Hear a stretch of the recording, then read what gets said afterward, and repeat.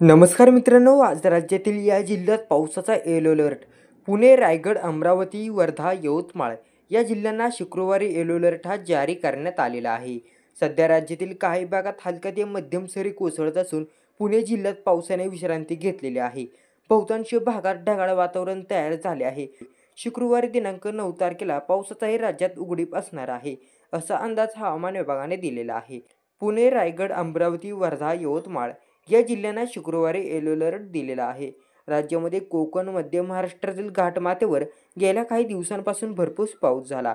तो देखील आता ओसरलेला आहे. एका दिवसात 500 मिमी पावसाची नोंद घाटमाथ्यावर झाली. पण आता मात्र 20 ते 30 मिमी पावसाची नोंद होत आहे.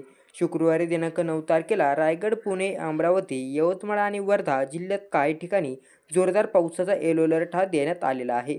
तर नगर, नाशिक, जळगाव, धुळे, नंदुरबार आणि छत्रपती संभाजीनगर जिल्ह्यातही काही ठिकाणी हलका ते मध्यम पावसाची शक्यता आहे. विदर्भातील सर्व जिल्ह्यात शनिवारी, रविवारी आणि सोमवारी काही भागात जोरदार पावसाचा येलो अलर्ट जारी करण्यात आला आहे. या 3 दिवसांमध्ये कोकण, मध्य महाराष्ट्र आणि मराठवाड्यात पावसाची उघडीपचा अंदाज आहे.